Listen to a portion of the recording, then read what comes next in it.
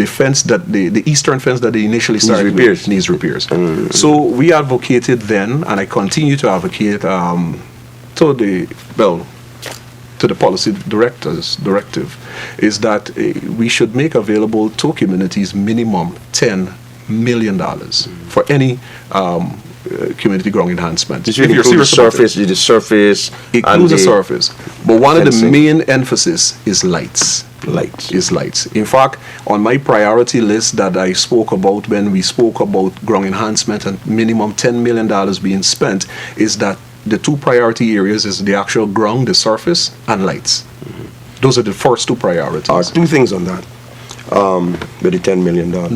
Now, with these stands at Durban Park now, because we heard that the Minister of Infrastructure said that after the Jubilee celebration, these stands, some of them will be deployed. Correct.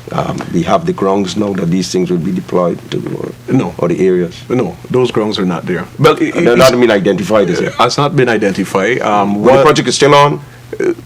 As advocated by the minister? Yeah, to move the stands, move most of them, if not all. As advocated by the minister, right? As advocated by the minister, weren't you a part of it, or did the sport minister?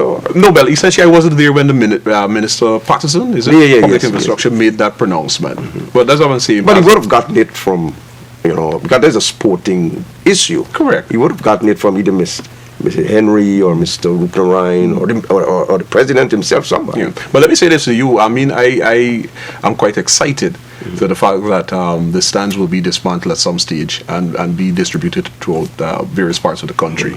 And what I've been encouraging and what some persons have actually started doing is several communities have actually wrote to the National Sports Commission to request one of the stands.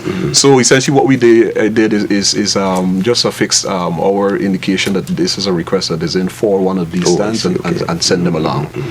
Waiting for when that time will come when those stands will be made available to them. Now, who will be utilizing this 10 million or spending the 10 million? Would it be the NDCs? Would it be owners of the ground, or it would be the National Sports Commission project?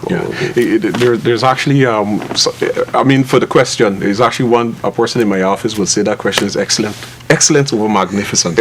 Is that essentially last year when I made the proposal for minimum $10 million being spent in the communities, is with a view that you utilize the NDCs and the municipality structure that we currently have. There are 65 NDCs, and now they're previously, last year when I advocated this, there were 65 NDCs and 6 municipalities. Essentially is that you identify the NDCs in the respective regions. For example, Region 2 has 5 NDCs and 1 municipality. You identify 2 of those NDCs that you will spend this $10 million with a view of ascertaining the largest space that is available in a particular NDC that will be able to accommodate all of those villages along that area. And that is essentially where you will spend this money. And then you will put a structure in place which will include a representative per village. So if an NDC has 9 villages inside, you have 2 representatives, that is 18 persons, and of course a representative from the NDC, the elected body, to sit on that council. What is noteworthy to mention too is the fact that the local government laws speaks about the responsibility of the NDCs, which essentially is to maintain grounds. Okay. So having that representative from the NDC sit a part of that body, it take with the responsibility for maintenance of the ground after government's initial input of $10 million is to maintain that structure and even further develop it. Now, one of the things that has been a bugbear is evaluation and monitoring. Yes. Right. So how you intend to get that done? Can you put $10 million in the NDC, but then when you go back sometime, you find that you're not getting value for money. Correct. So correct. At the level of the National Sports Commission, this is something we looked at, and in fact, is that we would have been providing the various NDCs with a template of exactly what must be obtained.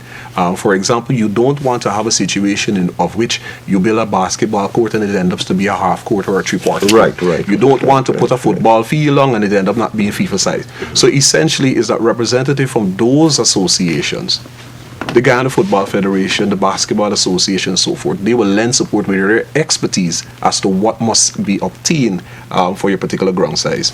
I'll tell you why too.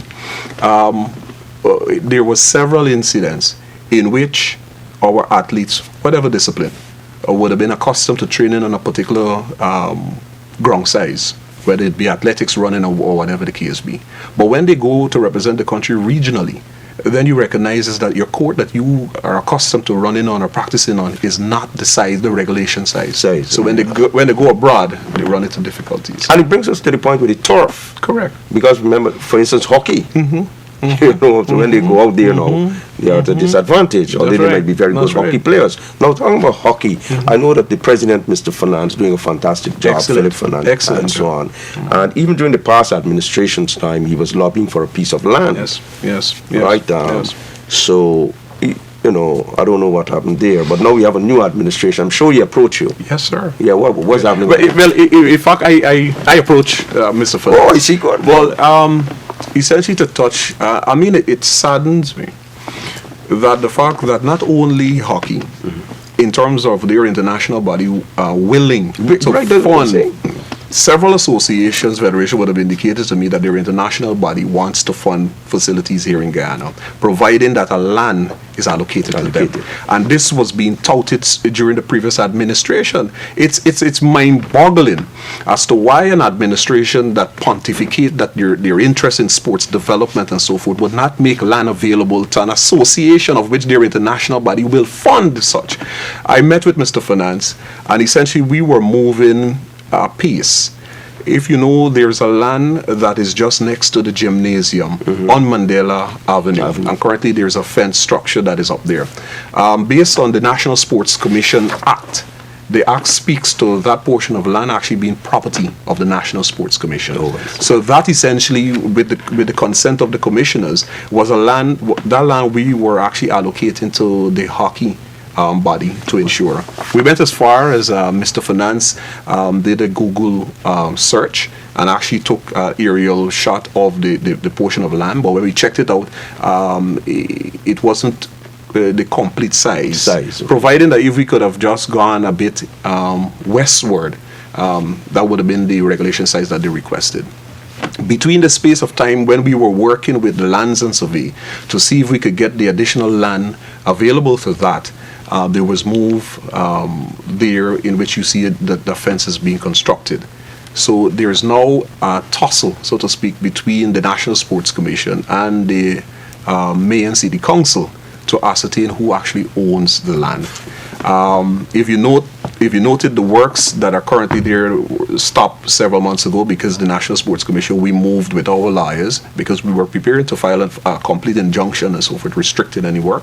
But of course, we met with the City Council, we met with Town Clerk Royston King, and at that time Mayor Hamilton Green. And of course, the decision is that they halt all the works until we can finalize who actually owns the land. And the rationale behind it too, as we mentioned before, is that the hockey international body is willing to fund. He said that. Right? He said that. And then the location of that land is ideal too, because it is in South Georgetown. And as you know, South Georgetown constitute the largest population of Guyana. And of course, particularly in South Georgetown, many areas such as like Tocqueville, East Rhymeveld and so forth, you have many of our young people there who are very talented, but they don't have the facilities in which they can go and express those. So that is why, with the view of having that turf established in South Georgetown, was to get a new pool of young people involved in hockey as well. So one hope that the City Council would, Yeah, essentially, because what we were told in terms of what was intended to go there, that to in itself makes absolutely no sense, because we view it as at the level of the National Sports Commission as defacing the capital city, because essentially, Mandela Avenue is a main thoroughfare of which an international heads of state coming into the country, they have to pass right there. So what was intended, I hope I can use the words in the past tense, by the City Council, would not have been ideal for that location. But once all goes well, that is the spot that we were hoping to make available to the hockey. And when you take up a position, in fairness to the previous administration, you had the aquatic center, yes, which was a major investment. Yes. The National Stadium, the Rocket Center, you would have had the track and field at Lenore, correct, and the synthetic track and so forth. But your views on the location of it. There are some people who are saying that, well, listen, Georgetown is not everything. Georgetown is not Guyana. You need to get over there. But you were talking about the young people just now from a certain area. Yes. I'm Yes. not getting to train Yes. and all that. Exactly. But it may be very difficult for them with the one bridge that we have to get over there. Correct. Yeah. Correct.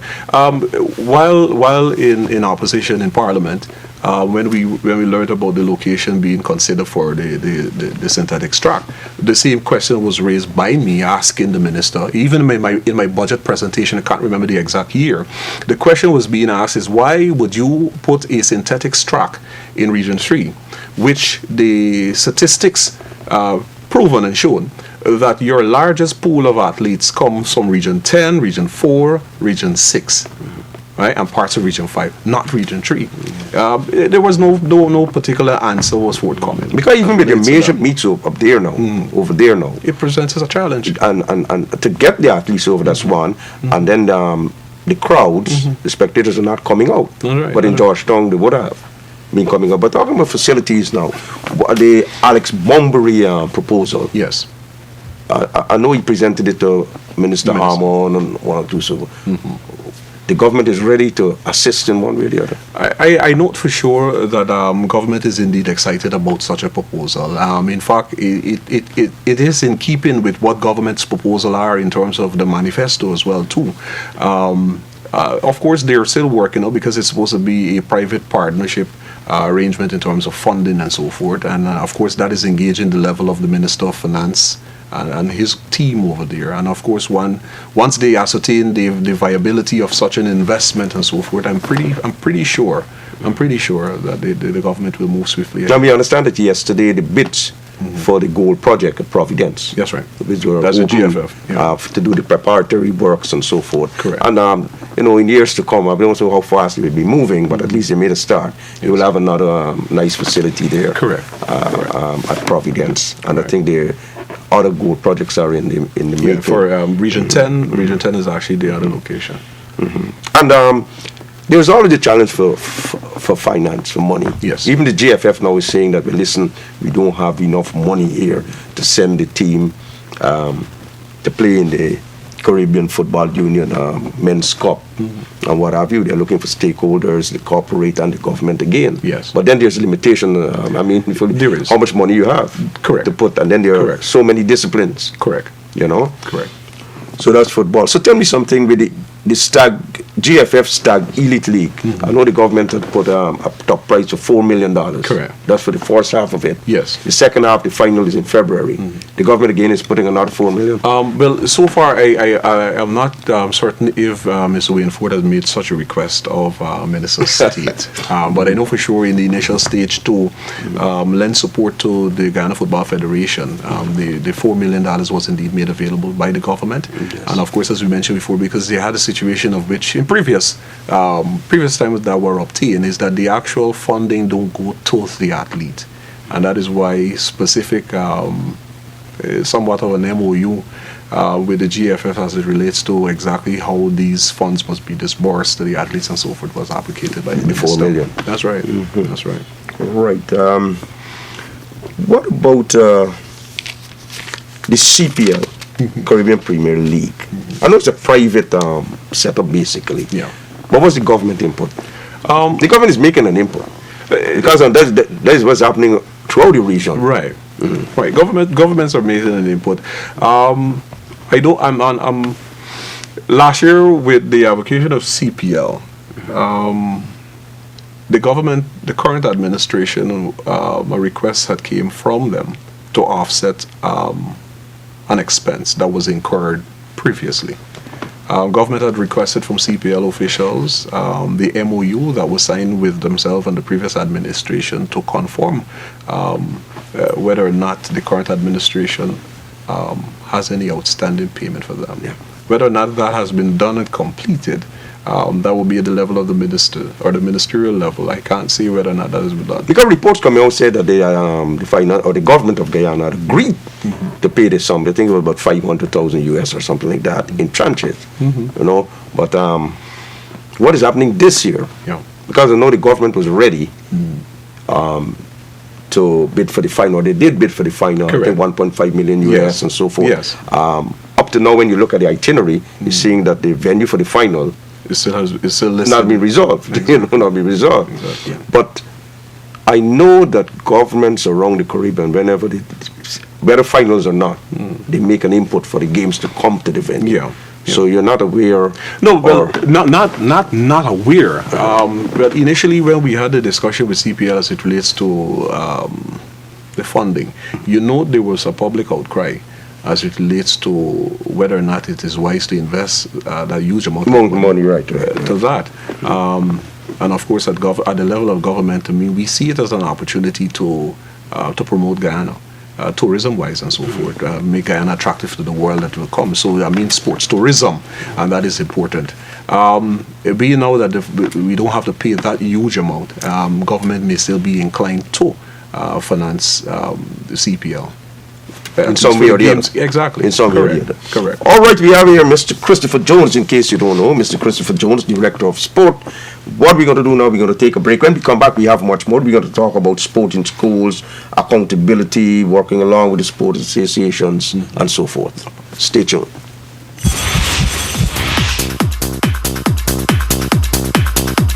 You hit the gym a couple of times a week, and you push your body through the pain.